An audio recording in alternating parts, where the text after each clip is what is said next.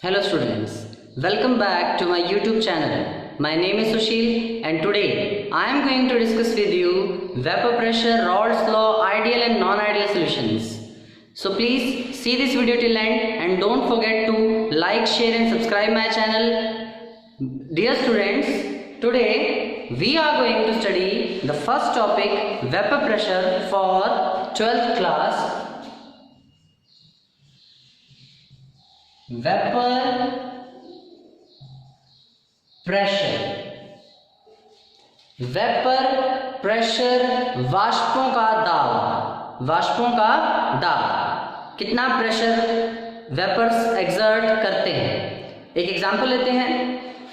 मैंने एक बीकर में एक सॉल्यूशन फिल कर लिया है, एक बीकर में एक सॉल्यूशन फिल कर लिया है और इसके ऊपर मैंने एक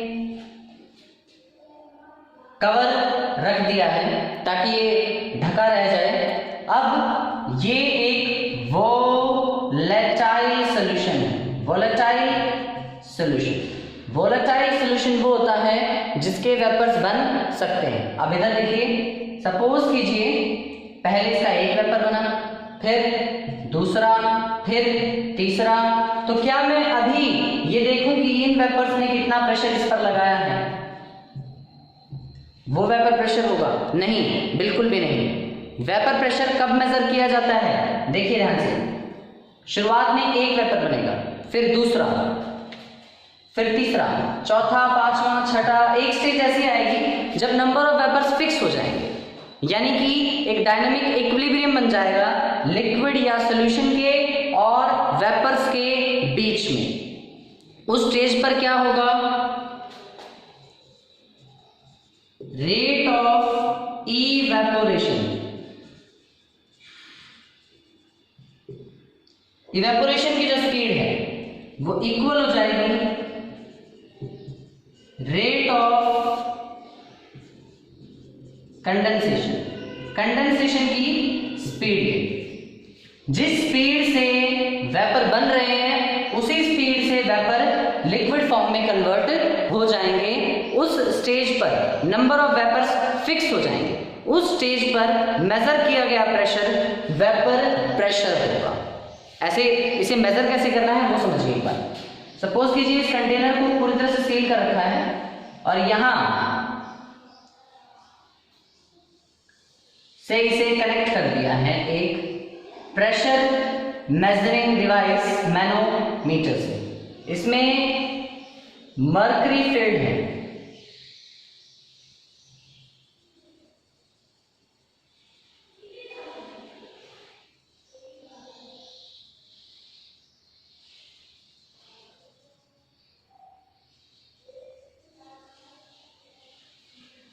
इसमें मर्करी को भरा गया है Hg को। यहां से ये वेपर्स आके इस लिम में यहां मर्करी पर प्रेशर लगाएंगे, जिसकी वजह से इस लिम में मर्करी का लेवल बढ़ेगा। सपोज करो यहां से यहां तक आ, जितना मिलीमीटर लेवल बढ़ा हम कहेंगे कि प्रेशर उतना mmHg है, प्रेशर उतना ही mmHg है। यहां लेवल घट जाएगा, मर्करी का लेवल इस लिम में घटेगा, उस लिम में बढ़ेगा। एक स्टेज आएगी जब ये एक फिक्स पोजीशन पे जाके रुक जाएगा, तब हम मानेंगे कि ये वेपर प्रेशर है। तो वेपर प्रेशर की प्रॉपर डेफिनेशन हुई, vapour pressure of a liquid और सॉल्यूशन, किसी लिक्विड या सॉल्यूशन का जो वेपर प्रेशर है is the pressure exerted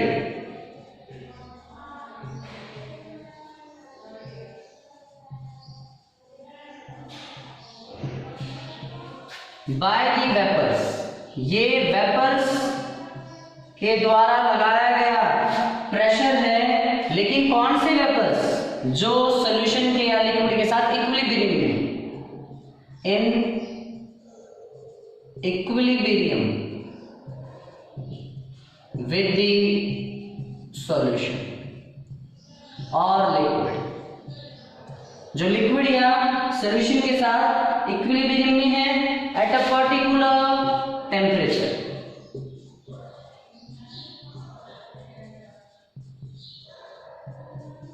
देखिए शुरुआत में एक वेपर बना, फिर दूसरा, फिर तीसरा। उस समय हम वेपर प्रेशर मेजर नहीं कर सकते हैं। एक स्टेज आएगी जब यहाँ मरकरी का लेवल बढ़ना बंद हो जाएगा, मरकरी का लेवल यहाँ बढ़ना बंद हो जाएगा।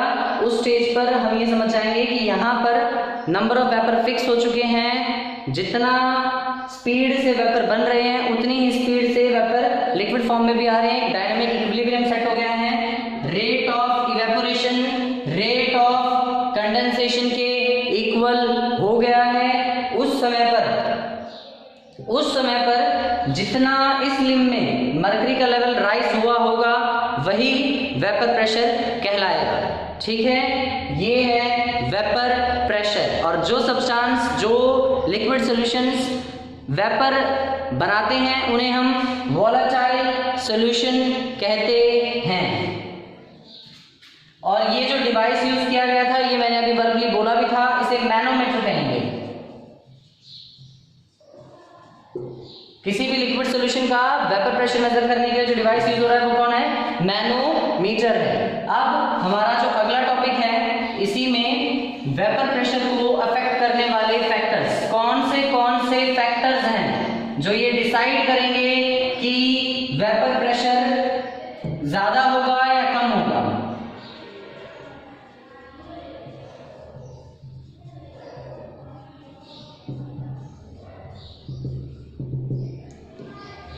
वेपर प्रेशर को अफेक्ट करने वाला सबसे पहला फैक्टर है नेचर ऑफ लिक्विड और सॉल्यूशन।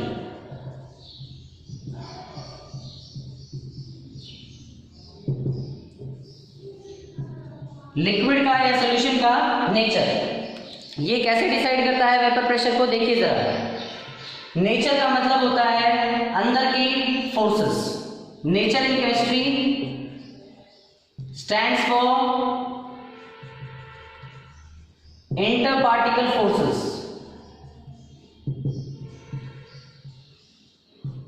अंदर के पार्टिकल्स की फोर्सेस कैसी हैं? आप ध्यान से देखिए। अगर अंदर पार्टिकल्स के बीच में फोर्सेस बहुत ज्यादा होंगी, अगर अंदर पार्टिकल्स के बीच में फोर्सेस बहुत ज्यादा होंगी तो उसे तोड़ना बहुत मुश्किल होगा। तो पार्टिकल्स का उस फोर्स को तोड़ के वेपर फेज में जाना भी मुश्किल होगा।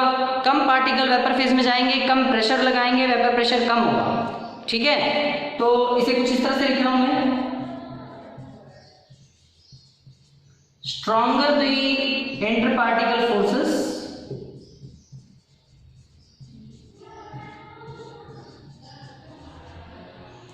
इंटरपार्टिकल फोर्सेस जितनी स्ट्रांग होंगी, lesser is the number of vapours, vapours की संख्या उतनी ही कम होगी और वेपर प्रेशर भी कम हो जाएगा। Lower is the vapour pressure. देखिए इंटरपार्टिकल फोर्सेस के बीच में, इंटरपार्टिकल फोर्सेस जो पार्टिकल्स के बीच की फोर्सेस हैं वो जितनी ज्यादा स्ट्रांग होंगी वेपर उतने ही कम बनेंगे, और वेपर जितने कम बनेंगे वेपर प्रेशर उतना ही कम होगा। और इसका उल्टा, weaker is the interparticle forces. Interparticle forces जितनी कमजोर होंगी, वीकर जितनी कमजोर होंगी, उतने ही ज्यादा पार्टिकल्स अंदर की अट्रैक्शन को तोड़ के वेपर फेज में जा पाएंगे, यानी कि वेपर ज्यादा बनेंगे। More is the number of vapours, vapours की संख्या उतनी ही ज्यादा हो जाएगी। एंड अगर वेपर ज्यादा है तो वो प्रेशर भी ज्यादा एक्सर्ट करेंगे, तो higher will the vapour pressure, higher is the vapour pressure, vapour pressure उतना ही ज्यादा होगा। ये है नेचर ऑफ लिक्विड, लिक्विड का नेचर यानी कि उसके अंदर के पार्टिकल्स के बीच की forces.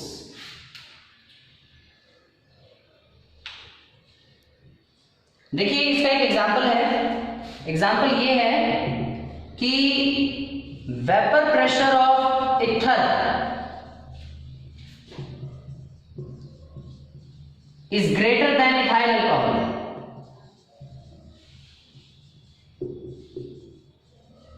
Then that of ethyl alcohol. Ether के वेपर प्रेशर से इथाइल अल्कोहल का वेपर प्रेशर कम है, ईथर का ज्यादा है। Vapour pressure of ether is greater, ether का वेपर प्रेशर ज्यादा है, इथाइल अल्कोहल का वेपर प्रेशर कम है। ऐसा क्यों, वो देखिए जरा।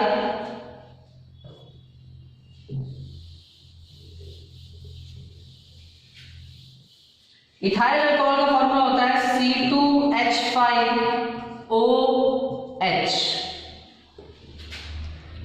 उधर से भी इसी तरह से लिखिए C2H5OH। हम ये साफ देख पा रहे हैं, O slide negative, H slide positive, O slide negative, H slide positive. यहां पर हाइड्रोजन बॉन्डिंग क्रिएट हो सकती है, यहां पर हाइड्रोजन बॉन्डिंग क्रिएट हो सकती है इसके H और इसके O के बीच में। तो यहां पर फोर्सेस स्ट्रांग हुई, stronger forces in ethyl alcohol due to hydrogen bonding.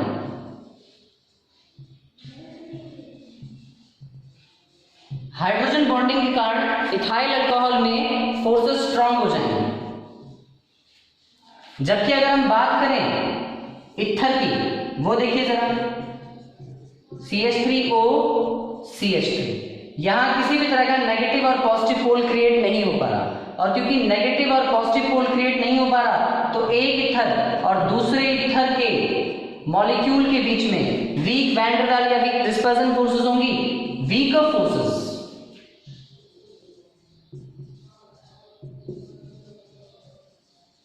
अगर फोर्सेस वीकर हैं, फोर्सेस कमजोर हैं, तो यहां पर वेपर ज्यादा बनेंगे, वेपर प्रेशर इनका ज्यादा होगा। Vapour pressure of ether is greater then that of ethyl alcohol. इससे इसका वेपर प्रेशर ज्यादा है क्योंकि इसमें फोर्सेस कमजोर हैं, और इसमें फोर्सेस स्ट्रांग हैं तो कम पार्टिकल्स फोर्सेस को तोड़ के वेपर फॉर्म में जा पाएंगे और कम वेपर प्रेशर बनेगा। ये है नेचर। और अब हमारा दूसरा फैक्टर जो है वो है temperature.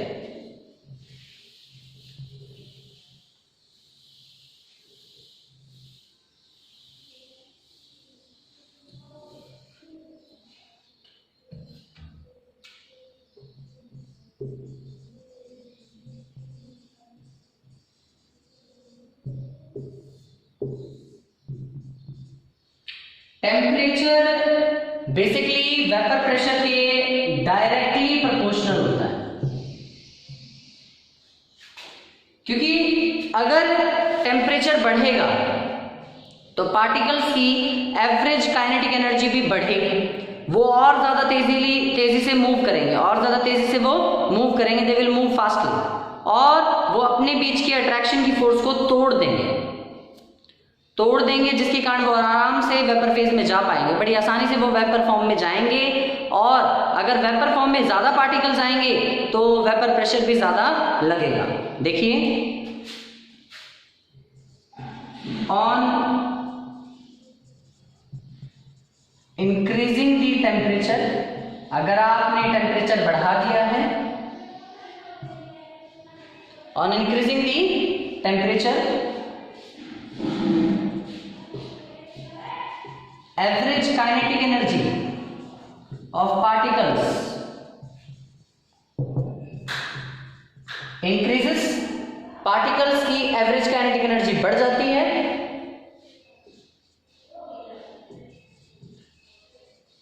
more number of particles will go in vapor phase,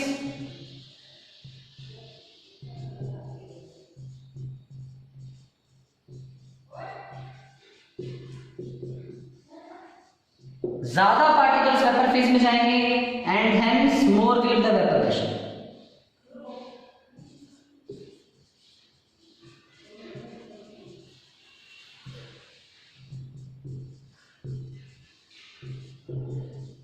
and hence more will be the vapor pressure. On increasing the temperature, average kinetic energy particle increases.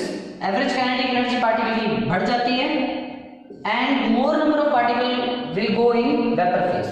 और ज्यादा particles vapor phase में जाएंगे and hence more will the vapor pressure. और vapor pressure ज्यादा होगा तो सीधी सी बात है टेम्परेचर बढ़ाओगे तो vapor pressure भी बढ़ता जाएगा. अब हमारा जो अगला टॉपिक है वो बहुत ही इंपॉर्टेंट है. उस टॉपिक का नाम है रॉल्ड्स लॉ.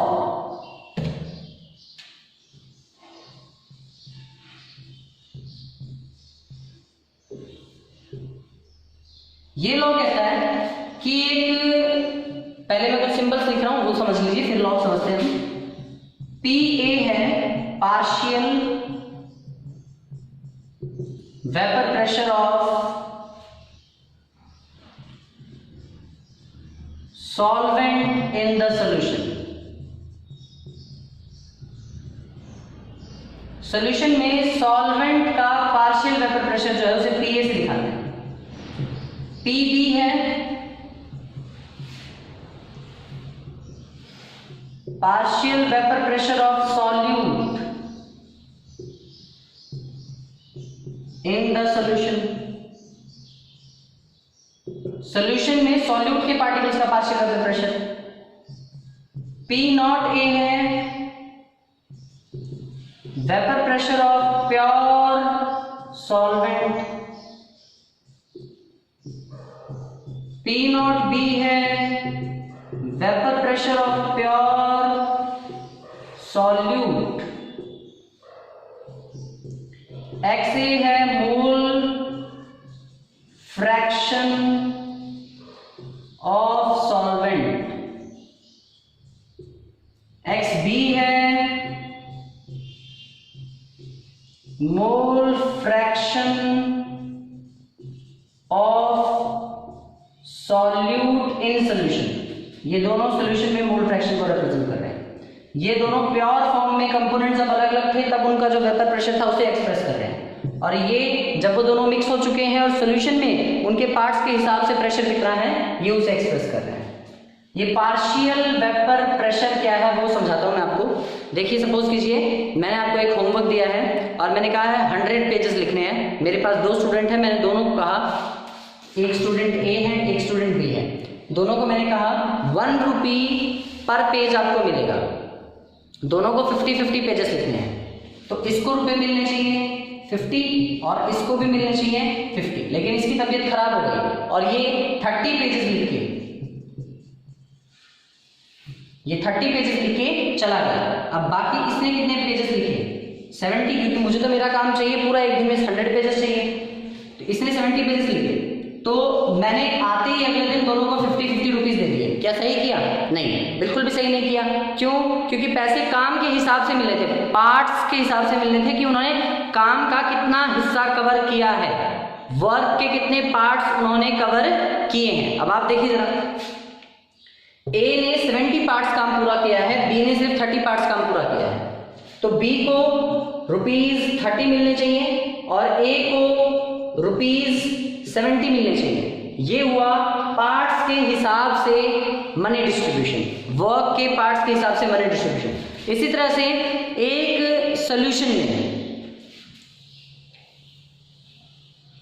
ए भी है, सॉल्वेंट भी है, बी सॉल्यूट भी है. सॉल्वेंट ज्यादा है, सॉल्यूट कम है. फिर ये भी देखना है कि ये अकेले कितना प्रेशर बना सकते हैं. जब ये अकेले थे, प्योर थे, तब इनका प्रेशर था P0A, P0B, P0A और P0B. अब ये सोल्यूशन में आ गए हैं तो जितना हिस्सा इनका डाला गया है सोल्यूशन में, इनका जितना मोल फ्रैक्शन है उसके अकॉर्डिंगली प्रेशर कैलकुलेट करना. वो जो प्रेशर बनेगा according to their mole fraction in the solution वो होगा पार्शियल वेपर प्रेशर. समझ में आई बात? पार्शियल वेपर प्रेशर क्या है? पार्ट्स के हिसाब से प्रेशर. जो कंपोनेंट जितने पार्ट्स में है, सॉल्यूशन का जितना पार्ट बना रहा है उसका वेपर प्रेशर उतने की ही अकॉर्डिंग होगा. रॉल्ड्स लॉ ने हमें पार्शियल वेपर प्रेशर कैलकुलेट करना ही बताया. इसने कहा कि partial vapour pressure of A यानी कि सॉल्वेंट हमेशा इक्वल होगा प्योर फॉर्म में सॉल्वेंट का vapour pressure into its mole fraction in the solution. Partial pressure vapour pressure of B solute भी प्योर फॉर्म में इसका vapour pressure into its mole fraction in the solution. भी solution में कितने हिस्से हैं, अकेला इतना वेपर प्रेशर बना रहा था, दोनों को मल्टीप्लाई कर दो आपको पता चल जाएगा पार्ट्स के हिसाब से प्रेशर कितना है। और जो टोटल वेपर प्रेशर होगा P वो होगा PA plus PB, partial vapour pressure of A plus partial vapour pressure of B। Total vapour pressure of solution दोनों के पार्शियल वेपर प्रेशर का सम होगा। ये बात बताई थी डाल्टन ने, ये डाल्टन्स लॉ है। ये वाला फैक्ट, ये दोनों बातें रॉल्स लॉ ने बताई है, Rawls law.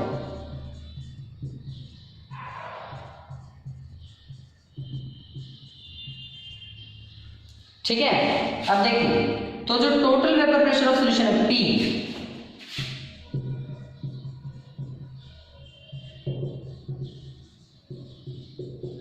Total vapour pressure of solution P वो क्या बना, PA की वैल्यू कितनी है, P नॉट AX है अकॉर्डिंग टू रॉल्स लॉ, और PB की वैल्यू P नॉट BX भी अकॉर्डिंग टू रॉल्स लॉ, और इन दोनों को सम कर लें तो क्या आ जाएगा, P आ जाएगा।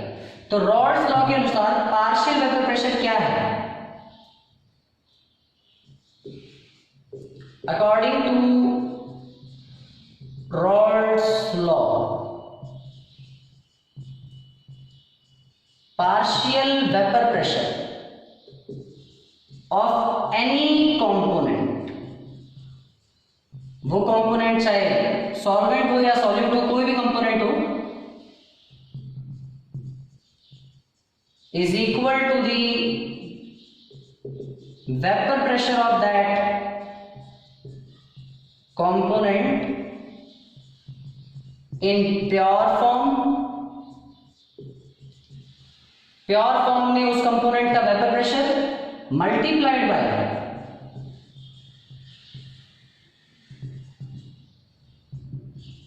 It's vapour pressure in multiplied by it's mole fraction in the solution.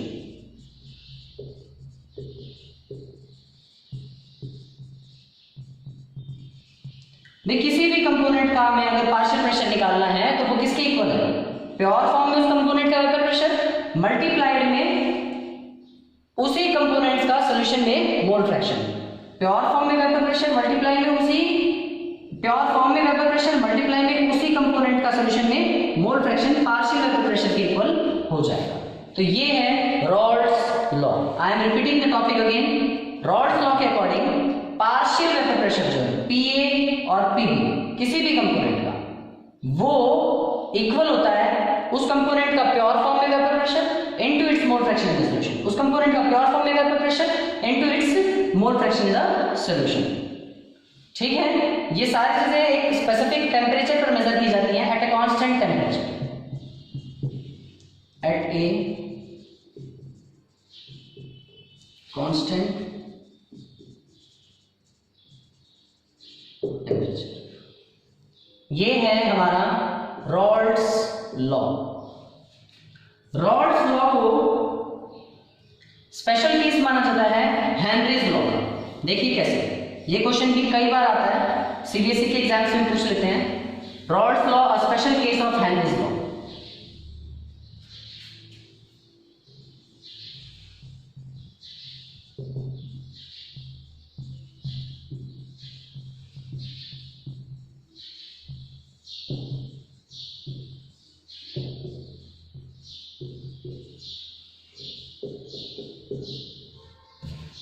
Rawls law Henry's law का एक स्पेशल केस है। देखिए यहां से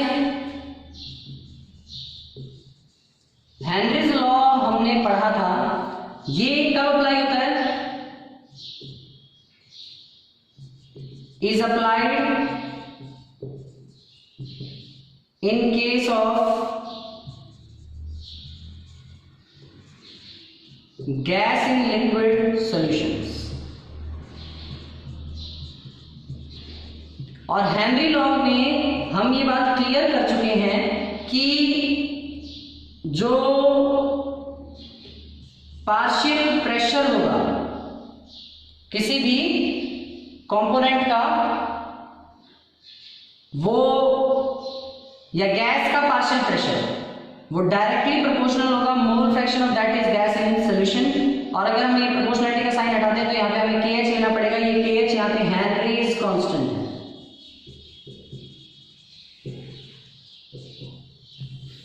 रॉल्स लॉ अप्लाई होता है।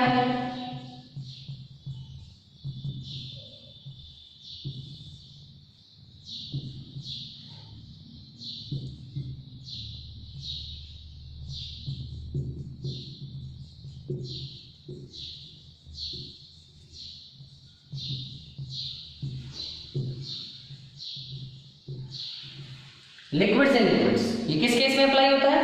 जब लिक्विड्स को लिक्विड में घोला गया है, लिक्विड इन लिक्विड में।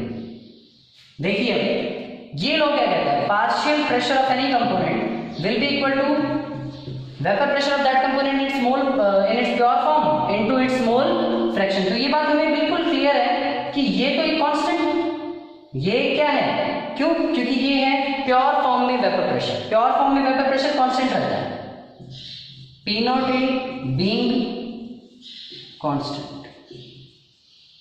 क्योंकि P naught A कांस्टेंट है तो PA डायरेक्टली प्रोपोर्शनल हुआ XA।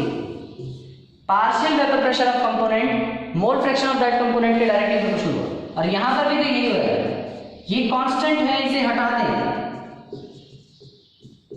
Partial vapour pressure of that component is directly proportional to the mole fraction of that component in the solution. तो हम ये कह सकते हैं कि रॉल्स लॉ कोई अलग चीज नहीं है, वो हेनरी लॉ ही है। बस ये कब अप्लाई किया जा रहा है? ये वो हेनरी लॉ है जो अप्लाई होता है जब लिक्विड को लिक्विड में डाला गया है। और हेनरी लॉ नाम से कब अप्लाई किया जाएगा? जब गैस को लिक्विड में डाला जाएगा। ये दोनों इनडायरेक्टली एक ही चीज को एक्सप्लेन कर रहे हैं, पर केसेस अलग अलग हैं। ये लॉ गैस को लिक्विड में डालते हैं तब अप्लाई करते हैं, और ये लॉ जब लिक्विड को लिक्विड में डालते हैं तब अप्लाई करते हैं। दोनों एक्सप्रेस यही कर रहे हैं कि पार्शियल वेपर प्रेशर किसी भी कंपोनेंट का mole fraction of that component in the solution के डायरेक्टली प्रोपोर्शनल होगा। Partial vapour pressure of any component will be directly proportional to the mole fraction of that component in the solution. ये है the Raoult's law, the special case of Henry's law. अब हम पढ़ते हैं ideal and non ideal solutions.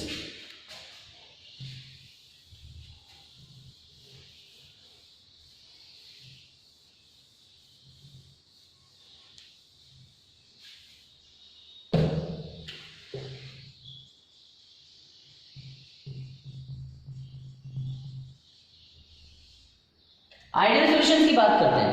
Ideal solutions कौन से होते हैं? वो सॉल्यूशंस जो हर प्रेशर, हर टेम्परेचर, हर कंसंट्रेशन टर्म्स में रॉल्स लॉ को ओबे करे, उसे हम आइडियल सॉल्यूशन कहते हैं। The solution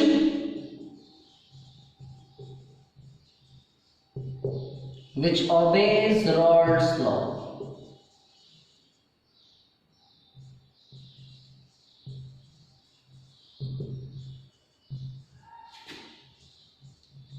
at every pressure,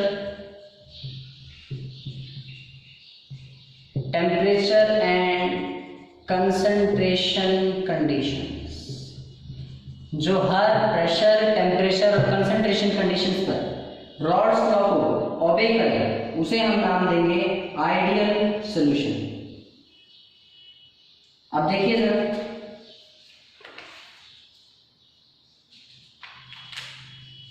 ideal solution के लिए और क्या क्या बातें हैं? आइडियल सॉल्यूशन के लिए अगला पॉइंट ये होगा कि इसमें जो PA होगा वो हमेशा P नॉट A XA के इक्वल होगा, और PB भी हमेशा P नॉट B XB के इक्वल होगा।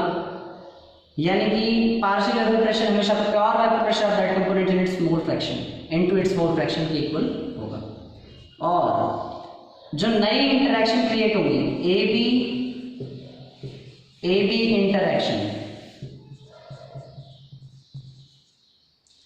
जब हम सॉल्वेंट और सॉल्यूट को मिक्स करेंगे तो सॉल्वेंट और सॉल्यूट के पार्टिकल्स के बीच में नई इंटरैक्शंस क्रिएट हो जाती हैं, वो सिमिलर होंगी प्रीवियस वंस के।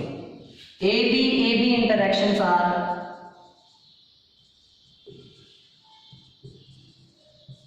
Similar to AA and BB interactions। जैसे इंटरेक्शन A के और A के पार्टिकल्स के बीच में थी या B और B के पार्टिकल्स के बीच में थी, वैसे ही इंटरेक्शन AB और AB के बीच में बनेंगे। और जब भी हम दो सॉल्यूशंस को मिक्स करेंगे तो change in volume upon mixing zero होगा। सॉरी, जब भी हम दो कंपोनेंट्स को मिक्स करेंगे, सॉल्वेंट और सॉल्यूट को जब भी हम मिक्स करेंगे तो मिक्स करने पर वॉल्यूम्स में कोई चेंज नहीं आएगा। तो आप ये लिख सकते हो change in volume upon mixing will be zero, means there will no change in volume upon mixing.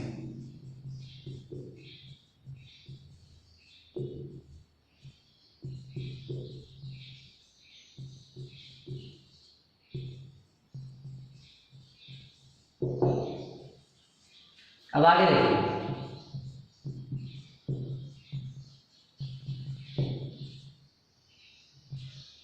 Delta H भी जीरो होगा। डेल्टा H अपॉन मिक्सिंग है change in enthalpy upon mixing, वो भी कोई चेंज नहीं आएगा जब हम सॉल्वेंट और सॉल्यूट को मिक्स करेंगे आइडियल सॉल्यूशन के केस में।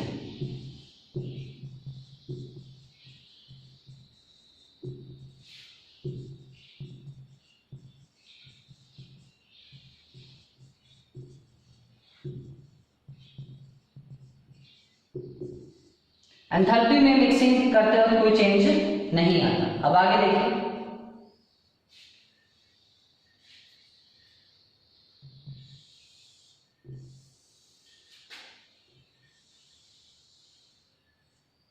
सपोज कीजिए ये वाली एक्सिस वेपर प्रेशर को रिप्रेजेंट कर रही है और ये वाली एक्सिस मोल फ्रैक्शन को रिप्रेजेंट कर रही है।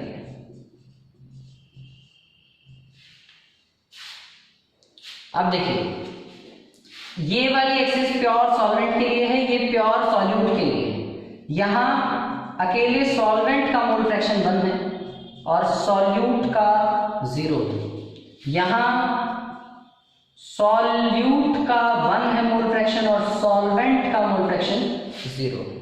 और जब हम यहां से यहां जाते हैं बीच में, दोनों का सॉल्वेंट और सॉल्यूट का मोल फ्रैक्शन 0 और 1 के बीच में हो जाता है, यानी कि बीच में कहीं सॉल्यूशन बन रहा है। ये प्योर सॉल्वेंट की लाइन है। ये जो एक्सिस है ये प्योर सॉल्वेंट को रिप्रेजेंट कर रही है और ये वाली प्योर सॉल्यूट को। तो यहां पर जो वेपर प्रेशर होगा वो प्योर सॉल्वेंट का होगा, P0A। अच्छे से देख तो पा रहे होगे ना, P0A। और यहां जो वेपर प्रेशर होगा वो सिर्फ सॉल्यूट का होगा, वो होगा P0B। इन दोनों को अगर हम मिला देंगे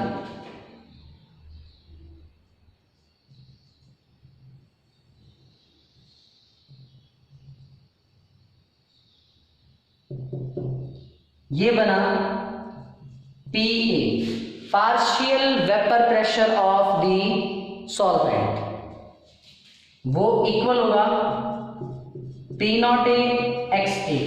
और ये क्योंकि आइडियल सॉल्यूशन है तो इसे डार्क लिख लीजिए क्योंकि यही लाइन उनकी एक्चुअल लाइन है।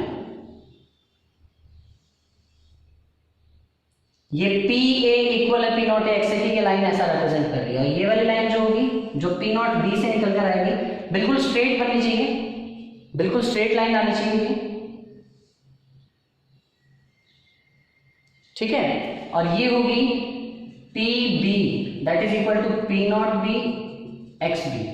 और ये होगा P, दोनों के पार्शियल वेपर प्रेशर PA plus PB, total vapour pressure of the solution. ये आइडियल सॉल्यूशन के लिए ग्राफ है। तो आइडियल सॉल्यूशन की जितनी भी बातें हैं वो मैंने आपको इस बोर्ड पर अभी लिख कर दे दी हैं, समझा दी हैं।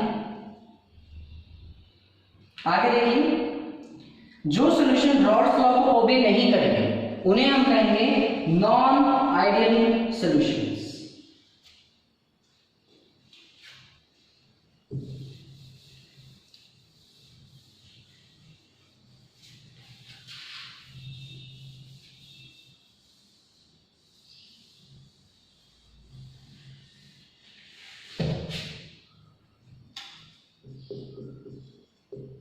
नॉन आइडियल सॉल्यूशंस कौन से होते हैं? the solutions which don't obey Raoult's law at every temperature and pressure conditions, जो हर टेम्परेचर और प्रेशर कंडीशन पर Raoult's law को obey ना करें।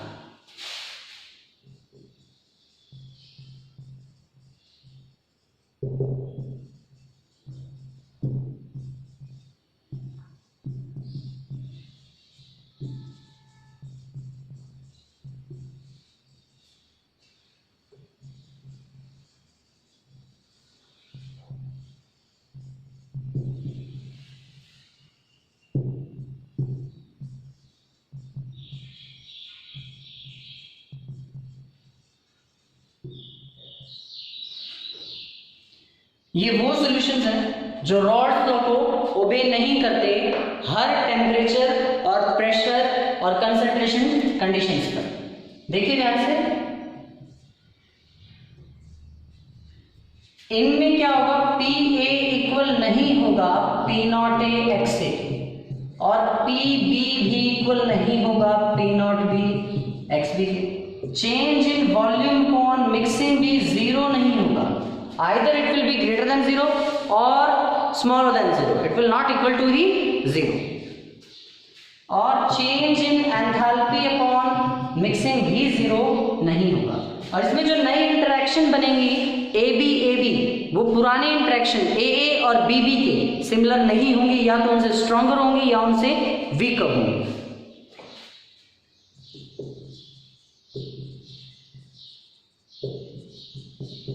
New interactions AB are either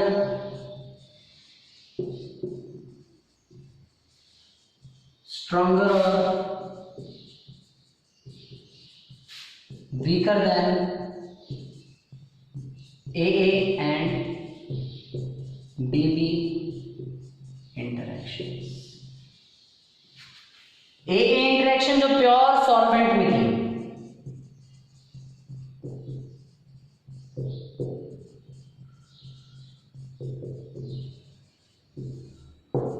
BB interaction जो प्योर सॉल्यूट में थी,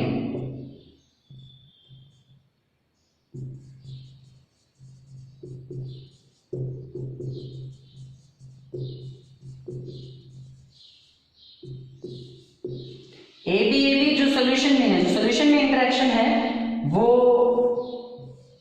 प्योर वाले कंपोनेंट्स की इंटरेक्शन से या तो स्ट्रॉन्गर होगी या वीकर होगी, उसके सिमिलर नहीं होगी। ये होते हैं नॉन आइडियल सॉल्यूशंस। इनकी टाइप्स हम अगले लेक्चर में कवर करेंगे। Thank you for attending the class. Thank you.